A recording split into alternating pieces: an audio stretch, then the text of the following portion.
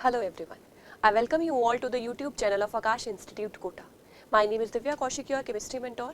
My dear students, आज short question series की discussion में हमारा topic है redox reactions. अगर हम chapter के बारे में discuss करें, chapter electrochemistry के साथ link होके आता है और हम इसे next video electrochemistry की upload करेंगे. तो ध्यान से basics clear करने हैं redox reaction के so that वो chapter भी आपसे easily solve हो जाए. तो बिना time waste किए हम शुरू करते हैं हमारा आज का session.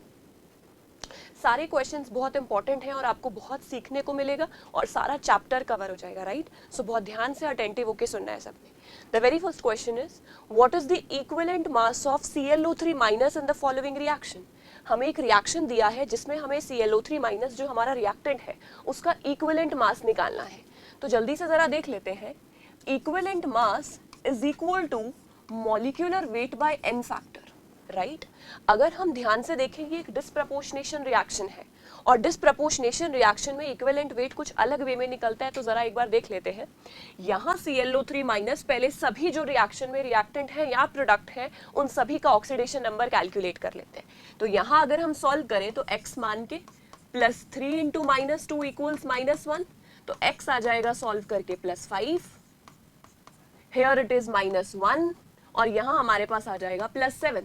तो ये जो पार्ट है दिस इज ऑक्सीडेशन और ये जो पार्ट है दिस इज रिडक्शन. जब एक ही कंपोनेंट एक ही रिएक्टेंट उसमें एक एटम ऑक्सीडाइज भी होता है और रिड्यूस भी होता है, उसका ऑक्सीडेशन नंबर इंक्रीज भी होता है डिक्रीज भी होता है, तो उस रिएक्शन को हम डिस्प्रपोर्शनेशन रिएक्शन कहते हैं. अब डिस्प्रपोर्शनेशन रिएक्शन में जो हम n फैक्टर निकालते हैं वो n फैक्टर होता है n1 n2 over n1 plus n2. मतलब दोनों रिएक्शंस को कंसिडर करके हमें नंबर ऑफ इलेक्ट्रॉन निकालना है और फिर हमें वैल्यू पुट करनी है. तो जरा देखते हैं, इजी है, ध्यान से समझेंगे सभी इधर. तो मैं सबसे पहले रिडक्शन या ऑक्सीडेशन कोई भी ले लेते हैं. तो हम रिडक्शन वाली इक्वेशन लिख लेते हैं. ClO3 माइनस चेंज हो रहा है Cl माइनस में, यहाँ +5 है यहाँ -1 है. Reduction refers to gain of electron. क्योंकि चेंज यहाँ पर 6 का है तो हम 6 इलेक्ट्रॉन्स ऐड कर देंगे. यहाँ Cl एटम बराबर है और 6 इलेक्ट्रॉन्स आ गए. अब मैंने क्या किया, ऑक्सीडेशन रिएक्शन लिखा. ऑक्सीडेशन में क्या हो रहा है बेटा, ClO3 माइनस कन्वर्ट हो रहा है ClO4 माइनस में, +5 से जा रहा है +7 में. ऑक्सीडेशन में लॉस ऑफ इलेक्ट्रॉन होता है तो हम राइट हैंड साइड में इलेक्ट्रॉन्स दिखाते हैं. क्योंकि चेंज 2 का है तो 2 इलेक्ट्रॉन हमने ऐड कर दिए उधर वहां पर. और हम बोल सकते हैं एक ट्रिक भी होती है, उससे भी आप याद रख सकते हो, LEO GER. Loss of electron is oxidation, gain of electron is reduction. तो इजी है, यहाँ गेन करवाया है यहाँ लॉस हुआ है, राइट? तो जरा देखते हैं. अब यहाँ पर हमारे पास 6 इलेक्ट्रॉन आ गए पहली इक्वेशन में, दूसरी में 2 आ गए. जरा वैल्यू इधर पुट करते हैं. 6 इंटू 2 ओवर 6 प्लस 2, 12/8. 2 से काट दिया 3/2. तो n फैक्टर हमारा 3/2 आ गया. अगर हम वैल्यू उधर पुट करें तो equivalent weight will be molecular weight by n factor 3/2. 2 ऊपर चला जाएगा बेटा, तो correct answer will be A. तो इक्वेशन को सेपरेटली बैलेंस करना है. इस मेथड से आप और भी तरीके से कर सकते हो. हमने पूरा बैलेंस नहीं किया क्योंकि हमें जरूरत नहीं थी, हमें सिर्फ इलेक्ट्रॉन देखने थे, राइट? आगे कोई क्वेश्चंस आएंगे जिसमें हम पूरा बैलेंसिंग भी सीखेंगे.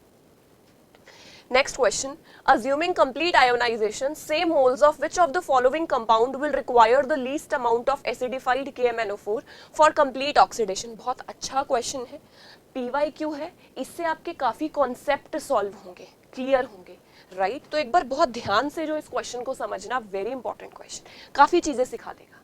अब ये क्वेश्चन टाइट्रेशन का है जिसमें KMnO4 को इन सभी के साथ क्या किया जा रहा है, टाइट्रेट. और हर टाइट्रेशन में एक चीज आप याद रखो, ग्राम इक्विवेलेंट ऑफ KMnO4 बराबर होंगे ग्राम इक्विवेलेंट ऑफ ये जो हमें गिवन है सभी कंपाउंड्स. तो मैं इनको जनरल रेफर कर लेती हूँ कंपाउंड से, ठीक है? अब ग्राम इक्विवेलेंट होता क्या है, पुरानी वीडियोस में मैंने बताया है. Gram equivalent is equal two moles into n factor, या फिर नॉर्मेलिटी इनटू वॉल्यूम इन लीटर्स, या फिर given weight upon equivalent wait. तो आप कोई भी फॉर्मूला लगा सकते हैं. तो मैं यहां जो सॉल्व कर रही हूं वो है मोल्स ऑफ KMnO4 इनटू उसका n फैक्टर. यहां पर same n factor of this very compound into moles of this compound, जो भी आप कंपाउंड ले रहे हो, है ना? अब ध्यान से जरा एक चीज समझना, क्योंकि एसिडिफाइड KMnO4 दिया है तो एसिडिक मीडियम में KMnO4 +7 से +2 में कन्वर्ट होता है। तो n फैक्टर कितना हो जाएगा? Change in oxidation number is 5 here, तो n फैक्टर मैंने ले लिया 5। Moles of KMnO4 as it is रहने देते हैं। अब आपको बोला है इनमें से ऐसा कौन सा कंपाउंड है जो कंप्लीट रिएक्शन के लिए KMnO4 का सबसे कम अमाउंट इस्तेमाल करेगा, राइट? तो यहां अगर हम देखें तो मोल्स लीस्ट अमाउंट ऑफ, और इनके सबके कंपाउंड्स के मोल क्या दिए हैं हमें? सेम। तो मैं मान लेती हूं कि सबके मोल्स क्या हैं? x। n फैक्टर हमें देखना है, तो क्योंकि ये चीज सेम है और KMnO4 एसिडिफाइड सभी रिएक्शन में है तो ये भी सेम रहेगा, तो मोल्स ऑफ KMnO4 जो है वो डायरेक्टली प्रोपोर्शनल है n factor of this compound. ये चीज हमें ध्यान रखनी है, यानी कि जिसका n फैक्टर ज्यादा वो मोल्स ऑफ KMnO4 ज्यादा यूज करेगा और जिसका n फैक्टर कम वो moles of KMnO4 come use करेगा। तो क्योंकि आपको लीस्ट अमाउंट पूछा है तो मुझे n फैक्टर सबसे लीस्ट वाला देखना है, राइट? सबसे पहली ऑप्शन देख लेते हैं, FeC2O4। इसमें हमारे पास आयरन 2 है जो आयरन 3 में जाएगा, ऑक्सीडाइज होगा। सिमिलरली हमारे पास 2 कार्बन +3 में है जो 2 कार्बन +4 में चले जाएंगे। तो टोटल जो मुझे यहां पर इलेक्ट्रॉन्स की जरूरत है वो है 3 इलेक्ट्रॉन्स। तो n फैक्टर कितना आ जाएगा? 3 इलेक्ट्रॉन FeC2O4 के लिए। अगर हम FeNO2 होल ट्वाइस के लिए देखें तो बेटा एक रिएक्शन तो सेम रहेगा, यहां मैं लाइन डाल देती हूँ, आयरन +2 से आयरन 3 सेम रहेगा एक इलेक्ट्रॉन। NO2 माइनस की अगर मैं बात करूं तो यहां 2 नाइट्रोजन +3 में है और वो 2 नाइट्रोजन ऑक्सीडाइज होकर NO3 माइनस में चले जाएंगे, तो +3 से +5 में जाएगा। तो एक नाइट्रोजन पे 2 का चेंज है तो 2 नाइट्रोजन पे कितने का चेंज होगा? 4 का। 4 इलेक्ट्रॉन इधर, एक इधर, तो n फैक्टर आ गया 5 इलेक्ट्रॉन्स। तो इसको यानी कितने इलेक्ट्रॉन चाहिए होंगे? 5। नाउ डियर स्टूडेंट्स, FeSO4 का देख लेते हैं जरा। FeSO4 में Fe+2 किस में जाएगा? Fe+3 में, बट सल्फर ऑलरेडी +6 में है और उसकी मैक्सिमम ऑक्सीडेशन स्टेट +6 ही होती है, तो सल्फर का फर्दर ऑक्सीडेशन स्टेट इंक्रीज नहीं होगा। तो यहां सिर्फ n फैक्टर कितना आ जाएगा? 1। हमें एक इलेक्ट्रॉन की जरूरत है। और यहां देखो जरा FeSO3, आयरन 2 से आयरन 3 एक इलेक्ट्रॉन तो जाएगा। सिमिलरली SO3 -2 से किस में कन्वर्ट होगा? SO4 -2, यानी कि +4 से +6, तो यहां भी कितने इलेक्ट्रॉन की जरूरत है? 3। तो क्योंकि सबसे कम इलेक्ट्रॉन वहां इन्वॉल्व है इसीलिए वही कंपाउंड है FeSO4 जो KMnO4 का सबसे लीस्ट अमाउंट यूज करेगा। कोई भी टाइट्रेशन का क्वेश्चन आ जाए, use this law of chemical equivalence, सब कुछ सॉल्व हो जाएगा बच्चे। बहुत अच्छा कॉन्सेप्ट है, ध्यान से इस क्वेश्चन को फिर खुद से सॉल्व करना, तब ज्यादा इजी लगेगा और समझ में भी आएगा। Question number 3, for the redox reaction, एक रिडॉक्स रिएक्शन दिया है बेटा आपको। The correct coefficients of the reactants that is MnO4 minus, C2O4 -2, H+ for the balance reaction respectively are. तो हमें रिएक्शन को बैलेंस करना है ना, तो जरा ध्यान से देखेंगे इधर। सबसे पहले हम इंडिकेट कर लेंगे ऑक्सीडेशन नंबर। यहाँ मैंगनीज +7 में है और वो किस में जा रहा है? +2 में। यहाँ कार्बन +3 में है और वो जा रहा है +4 में, राइट? तो मुझे ऑक्सीडेशन भी मिल गया, रिडक्शन भी मिल गया। तो मैं सेपरेटली इन दोनों को बैलेंस करूंगी। सबसे पहले MnO4 माइनस की इक्वेशन, ये जा रहा है Mn+2 में, +7 से +2, रिडक्शन हो रहा है मतलब गेन ऑफ इलेक्ट्रॉन। कितने इलेक्ट्रॉन? 5, क्योंकि चेंज कितने का है? 5 का। जब बच्चे आपने ये बैलेंस कर लिया, उसके बाद हम हेटेरो एटम्स को देखते हैं, that is atom other than hydrogen and oxygen. तो मैंगनीज दोनों तरफ बैलेंस्ड है, राइट? अब हम ऑक्सीजन को बैलेंस करेंगे। ऑक्सीजन को बैलेंस करने के लिए ऑक्सीजन डेफिशिएंट साइज पर उतने ही वाटर मॉलिक्यूल ऐड कर दो, 4 वाटर मॉलिक्यूल। अब ऑक्सीजन तो बैलेंस हो गया पर हाइड्रोजन आ गए, राइट? तो 4 2 8 H+ इस तरफ आ जाएगा। तो ये इक्वेशन हमने बैलेंस कर ली।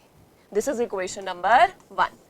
अब दूसरी इक्वेशन है हमारे पास C2O4 -2, ये जा रहा है CO2 में। कार्बन को बैलेंस किया, यहाँ 2 लगाया, +3 से +4 ऑक्सीडेशन हो रहा है, लॉस ऑफ इलेक्ट्रॉन होगा। एक कार्बन के लिए चेंज 1 का है तो 2 के लिए 2 का हो जाएगा, तो 2 इलेक्ट्रॉन यहाँ ऐड कर दिया। अब कार्बन बैलेंस है, जरा ऑक्सीजन चेक कर लेते हैं। इधर 4 है, 2 2 4 है, देखो सब कुछ बैलेंस्ड है। तो ये इक्वेशन भी हमारी क्या हो गई? बैलेंस। दोनों को बांट लिया हमने। अब क्या करेंगे, आप दोनों इक्वेशन को ऐड करोगे by making the electron count same. यहाँ 2 इलेक्ट्रॉन है और यहाँ 5 इलेक्ट्रॉन है, तो इस इक्वेशन को मल्टीप्लाई बाय 2 कीजिए और इस इक्वेशन को मल्टीप्लाई बाय 5 कीजिए। जब हम इनको ऐड करेंगे तो फाइनली हम देख लेते हैं, क्योंकि इसको 5 से मल्टीप्लाई किया है तो ऑक्सिलेट के आगे 5 आ जाएगा, यानी कि जो हमारा सेकंड वाला होगा वो 5 होना चाहिए, वो एक ही ऑप्शन में है। बाकी भी चेक कर लेते हैं। MnO4 माइनस के आगे 2 आएगा बेटा, क्योंकि ये 2 से मल्टीप्लाई हो जाएगा इधर, राइट बिल्कुल सही है 2। और H प्लस अगर हम देखें इधर 8H प्लस है, जब ये 2 से मल्टीप्लाई होगा तो 16 आ जाएगा इजी। तो ऐसे क्वेश्चन तो उल्टा आपकी बैलेंसिंग को चेक करने में मदद भी करते हैं कि आपने सही बैलेंस किया है कि नहीं, राइट अगर बोर्ड्स में सवाल आता है तो बोर्ड्स के लिए आप क्या कर सकते हैं, अब दोनों को मल्टीप्लाई करके बस ऐड ही करना है, राइट। नेक्स्ट क्वेश्चन की तरफ बढ़ते हैं।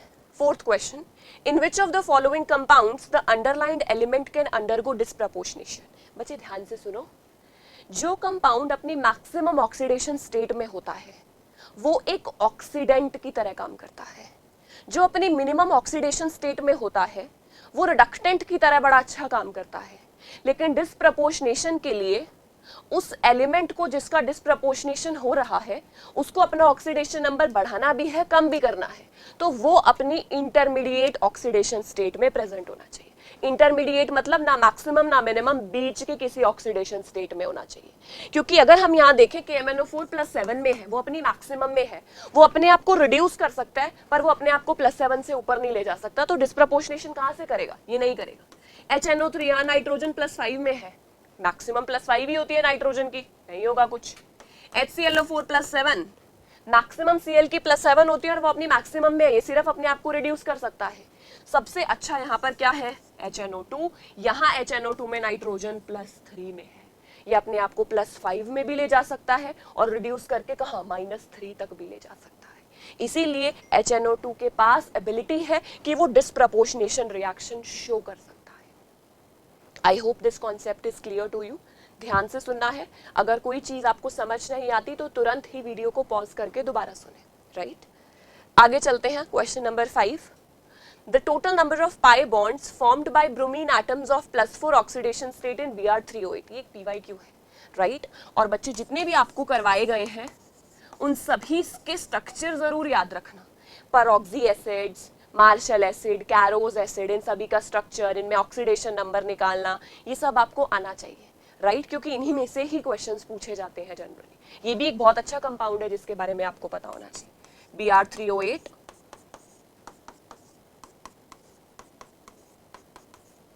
ये देखो Br3O8 का ये स्ट्रक्चर है। यहां पर देखो इस पे -2 -2 -2, तो इधर कितना आ जाएगा +6, -2 -2 -2 अगेन +6, ऑक्सीजन पे -2 -2 +4। आपको पूछा है कि वो ब्रोमीन जिस पे +4 ऑक्सीडेशन नंबर है वो ब्रोमीन कितने पाई बॉन्ड्स बना रहा है बेटा, 1 पाई बॉन्ड, 2 पाई बॉन्ड, वो कितने पाई बॉन्ड बना रहा है, 2। हमने सभी का इंडिविजुअल भी निकाल लिया, एवरेज भी आप निकाल सकते हो। एवरेज कैसे निकाल सकते हो, सबको ऐड करो डिवाइडेड बाय 3, राइट। पर जनरली ऐसे पूछते हैं, एवरेज कम पूछते हैं। आगे चलते हैं, question number 6। What will be the oxidation number of chromium in CrO5। CrO5 blue colour का है और इसको देखते ही तुम्हारे दिमाग में आना चाहिए बटरफ्लाई लाइक स्ट्रक्चर। CrO5 का बेटा ये स्ट्रक्चर होता है, इसमें 2 परऑक्सी लिंकेज होती है। अगर आप यहां नॉर्मल रूल लगा के कैलकुलेट करोगे तो इसका ऑक्सीडेशन नंबर कुछ इस तरीके से आएगा, पर ये सही नहीं है, ये सही नहीं है। हमें डीप स्ट्रक्चर का नॉलेज होना चाहिए कि 2 परऑक्सी लिंकेज है, इसका मतलब 4 ऑक्सीजन पे यहां -1 हो जाएगा, ये यहां -2, तो इस क्रोमियम पे होगा +6, राइट। तो ध्यान से सॉल्व करना है, इंटरेस्टिंग क्वेश्चन था ये भी। 0.2 gram of a sample of H2O2 requires 10 ml of 1 normal KMnO4 in a titration in the presence of H2SO4. Purity of H2O2 is. Dear students, जो मैंने फर्स्ट क्वेश्चन में आपसे कॉन्सेप्ट डिस्कस किया था gram equivalent का, आप same चीज यहाँ अप्लाई करेंगे, राइट। तो मैं क्या करने जा रही हूँ, ग्राम इक्विवेलेंट ऑफ KMnO4 बराबर ग्राम इक्विवेलेंट ऑफ H2O2। अब कितना दिया हुआ है मुझे देखो, ग्राम इक्विवेलेंट ऑफ KMnO4 जैसा डाटा दिया है मैं वैसा ही फॉर्मूला लगा लेती हूँ, normality into volumes in litre. क्योंकि मुझे H2O2 की परसेंटेज प्योरिटी निकालनी है, इसका मतलब H2O2 प्योर नहीं है, तो क्यों ना इस न्यूट्रलाइजेशन के लिए जितना हमें H2O2 चाहिए पहले वो निकाल लेते हैं, राइट। तो हम क्या फॉर्मूला लगाएंगे, given weight upon equivalent weight किसका, H2O2 का। नॉर्मेलिटी आपको दिया है 1 into 10 is equal to given weight कितना हो गया, गिवन वेट हमारे पास हो जाएगा, है ही नहीं, निकालना है हमें, equivalent weight is molecular weight 34, n factor कितना हो जाएगा 2, तो 34/2। इसको लीटर में करेंगे बेटा, और जब हम इसको सॉल्व करेंगे तो फाइनली जो आंसर आएगा वो आएगा 0.17 ग्राम्स। इतना चाहिए हमें इस रिएक्शन को कंप्लीट करने के लिए, पर हमें कितना दिया हुआ है 0.2। इसका मतलब जो इनका डिफरेंस है वो इम्प्योर है, तो परसेंटेज प्योरिटी कैसे निकालेंगे, percentage purity is equal to 0.17 by total जितना दिया है इंटू 100, दैट इज 85%। तो same law of chemical equivalence हर जगह लगा सकते हो तुम, बिल्कुल सही आंसर आएगा। अच्छा एन फैक्टर का नॉलेज होना चाहिए आपको। 8th question, the oxide which cannot act as a reducing agent. Reducing agent बेटा वो होते हैं जो खुद को ऑक्सीडाइज करते हैं, itself oxidise and reduce others, right। अब खुद को ऑक्सीडाइज करेंगे, इसका मतलब कम ऑक्सीडेशन स्टेट में होने चाहिए, तो SO2 यहाँ +4 में है, नाइट्रोजन +4 में है, कार्बन +4 में है, ClO2 +4 में है।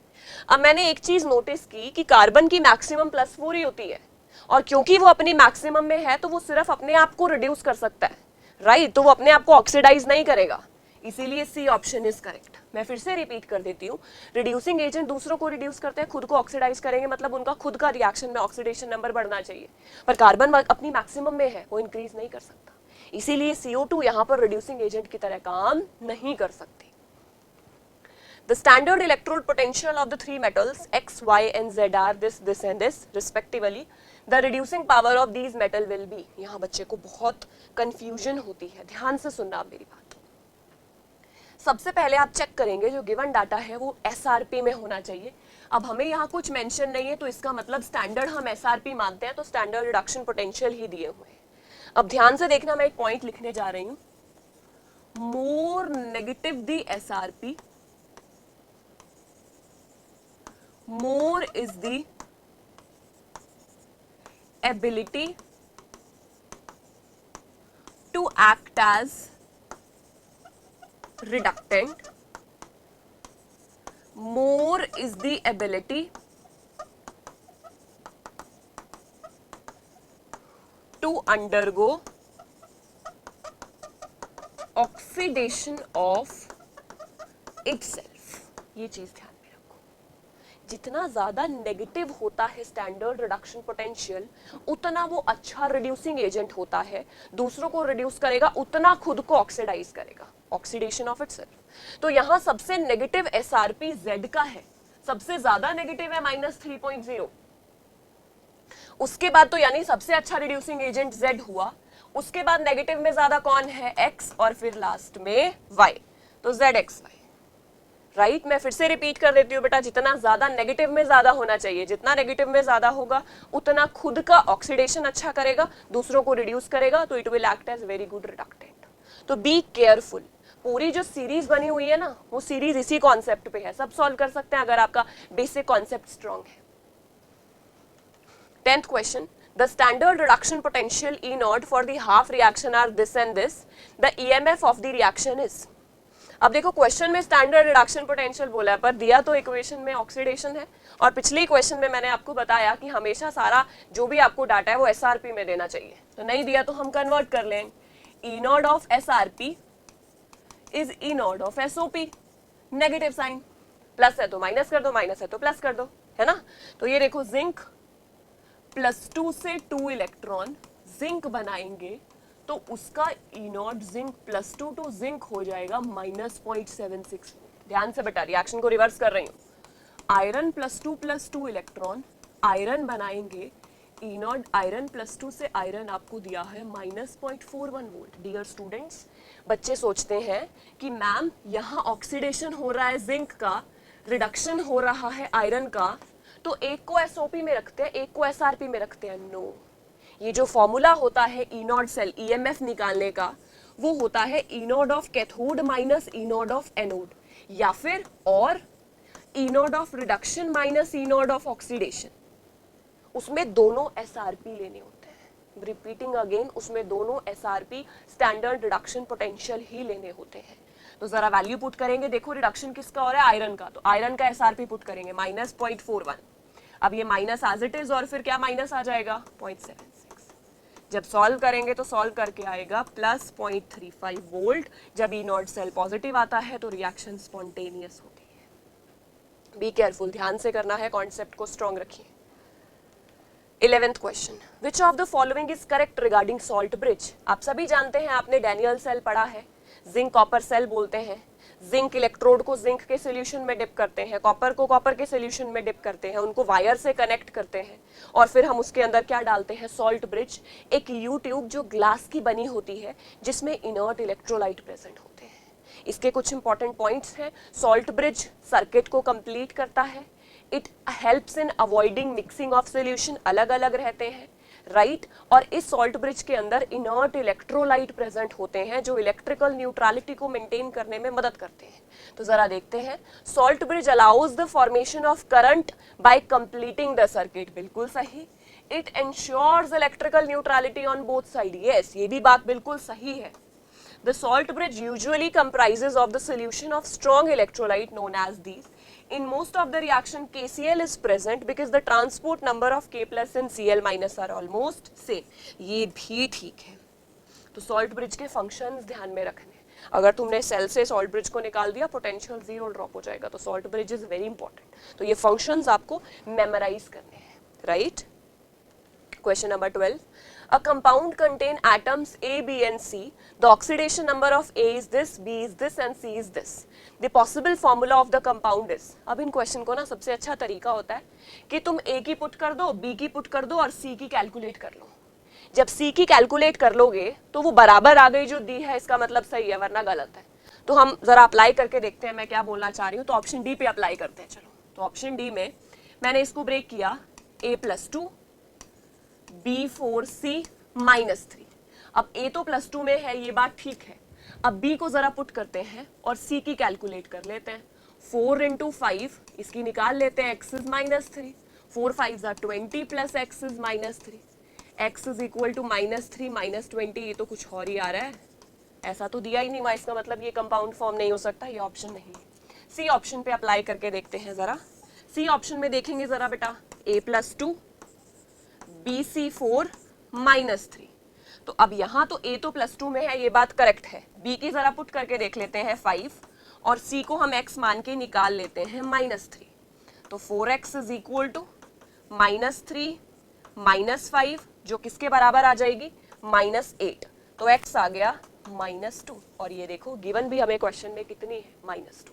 इसका मतलब ये ऑप्शन बिल्कुल करेक्ट है। तो ये सबसे आसान तरीका है इनको करने का कि आप क्या करो, जो गिवन 3 है उसमें से 2 की वैल्यू पुट करो और 1 की कैलकुलेट कर लो, जो दी गई है उसके मुताबिक आ गई तो इसका मतलब सही है, right. Next question, 13th question, which of the following statement about galvanic cell is incorrect. Incorrect पूछा है, बच्चों को अक्सर कंफ्यूजन रहती है इसमें। देखो बेटा, गैल्वेनिक सेल के अंदर, in galvanic cell chemical energy of a chemical reaction जो कि स्पॉन्टेनियस है, वो कन्वर्ट होती है इलेक्ट्रिकल एनर्जी में। डैनियल सेल इसका एग्जाम्पल है। इसमें जो एनोड होता है वो नेगेटिव चार्ज का होता है, और जो कैथोड होता है वो पॉजिटिव चार्ज का होता है, और इलेक्ट्रोलिटिक सेल में इसका उल्टा होता है। तो वो जरा ध्यान देना है। तो देख लेते हैं एक बार। कैथोड इज पॉजिटिव, बिल्कुल सही है। Oxidation occur at the electrode with lower reduction potential, yes, अभी पीछे हमने डिस्कस किया, जितना लोअर रिडक्शन पोटेंशियल होगा खुद को ऑक्सीडाइज करने की टेंडेंसी होगी। तो ये बात बिल्कुल सही है, और हमेशा याद रखना, कैथोड पे रिडक्शन होता है, एनोड पे ऑक्सीडेशन होता है, ये कभी नहीं बदलता, ये सेम रहेगा। एनोड इज पॉजिटिव, एनोड कैसा होता है, नेगेटिव, तो ये बात हो गई गलत। रिडक्शन अकर्स एट कैथोड, ये बात बिल्कुल करेक्ट है। आगे चलते हैं question number 14, balance the following equation. अब बैलेंसिंग के ज्यादा क्वेश्चन इसीलिए लिए क्योंकि अक्सर बच्चे को यहाँ दिक्कत आती है। तो जरा बेटा बैलेंस करते हैं, ध्यान से देखो। सेम चीज को पहले आप खुद ट्राई करके देखना जरा एक बार, खुद ट्राई करने के बाद आपको ज्यादा पता लगेगा। और यहाँ जो है आप साइन डाल लीजिए गोइंग टू फॉर्म, इधर रिएक्शन का एरो आएगा। तो जरा देखते हैं एक बार, Br2 चेंज हो रहा है BrO3 माइनस में, यहाँ ये +5 है, यहाँ ये 0 है, बैलेंस करके यहाँ 2 लगा लिया। एक ब्रोमीन के लिए 5 का चेंज है तो 2 के लिए 10 का चेंज होगा, 10 इलेक्ट्रॉन्स। ऑक्सीजन को बैलेंस करने के लिए वाटर ऐड किए जाते हैं, 3 2 6 वाटर मॉलिक्यूल्स यहाँ ऐड करेंगे। और हाइड्रोजन को बैलेंस करने के लिए H+ ऐड करेंगे, जहाँ पे हाइड्रोजन की कमी है, 6 2 12 H+। अब ये इक्वेशन जो है हमारी बैलेंस्ड है। दूसरी देख लेते हैं, H2O2, ये किस में जा रहा है, H2O में। ऑक्सीजन को बैलेंस करेंगे सबसे पहले, -1 से किस में जा रहा है, -2 में एक ऑक्सीजन एटम। हमारे पास कितने इक्वेशन में, 2, तो यानी 2 इलेक्ट्रॉन्स जो है वो गेन होंगे। रिडक्शन हो रहा है ना, तो गेन ऑफ इलेक्ट्रॉन होगा। अब हाइड्रोजन जरा चेक कर लेते हैं, यहाँ पे तो 2 है, यहाँ पर 4 है, तो इसका मतलब यहाँ कितने H+ ऐड करने पड़ेंगे, 2 H+। This equation is also balanced. I hope ये क्लियर है आपको। अब क्या करेंगे बेटा, इलेक्ट्रॉन काउंट सेम करना है। इस इक्वेशन को यहाँ 10 इलेक्ट्रॉन है ना, यहाँ 2 इलेक्ट्रॉन है, तो इसको मल्टीप्लाई बाय क्या करेंगे, 5। ये हमारी इक्वेशन हो गई 1। इसको 5 से मल्टीप्लाई करने के बाद आया 10 electrons, 5 H2O2, 10 H+, going to form 10 water. अब ये इक्वेशन 1 है, ये इक्वेशन 2 है, जरा दोनों को ऐड कर दो। 10 इलेक्ट्रॉन कैंसल, यहाँ से हमारे पास 6 पानी, इधर 10 पानी, तो हमारे पास बच जाएगा 4 पानी। यहाँ पर Br2 आएगा और इधर आ जाएगा 5 H2O2 और H+ बेटा इधर 10 है, उधर 12 है, तो यहाँ 2 H+ भी बच जाएंगे। और इधर प्रोडक्ट साइड आएगा 2 BrO3 माइनस।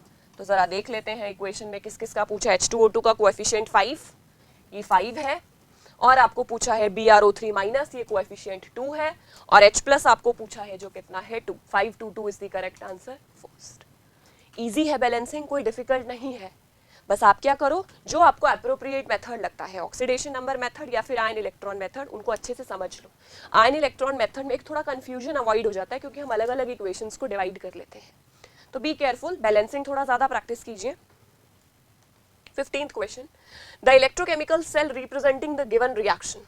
अच्छा, अब हमें इस जो इलेक्ट्रोकेमिकल सेल दिया हुआ है उसकी सेल रिप्रेजेंटेशन निकालनी है। सेल रिप्रेजेंटेशन में हम जानते हैं सबसे पहले हम एनोड को रिप्रेजेंट करते हैं, फिर डबल लाइन और फिर कैथोड को रिप्रेजेंट करते हैं।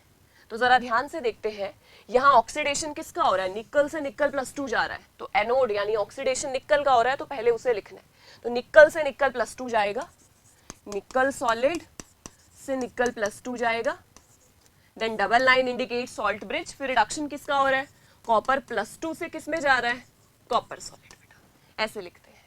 अगर कॉन्सेंट्रेशन गिवन होती तो मैं यहाँ ब्रैकेट में कॉन्सेंट्रेशन भी लिख देती। तो अब देख लेते हैं जरा कौन सी ऑप्शन करेक्ट है, निकल से निकल +2, कॉपर +2 से कॉपर, बी इज करेक्ट। तो सेल रिप्रेजेंटेशन भी आनी चाहिए। जो इलेक्ट्रोकेमिकल सेल का पार्ट है उसका कुछ बेसिक ही डिस्कस किया है इस चैप्टर में, क्योंकि इलेक्ट्रोकेमिस्ट्री में हम डिस्कस करेंगे, राइट। तो आपको बहुत ध्यान से जितने भी क्वेश्चंस हैं वो सारे सॉल्व करने हैं। All 15 questions are very beneficial for you people. ध्यान से इन सभी 15 क्वेश्चन को सॉल्व कीजिए, और जो भी डाउट आता है कुछ भी है आप कमेंट सेक्शन में लिखिए, राइट। सो नेक्स्ट वीडियो में मिलेंगे इलेक्ट्रोकेमिस्ट्री के साथ। Thank you.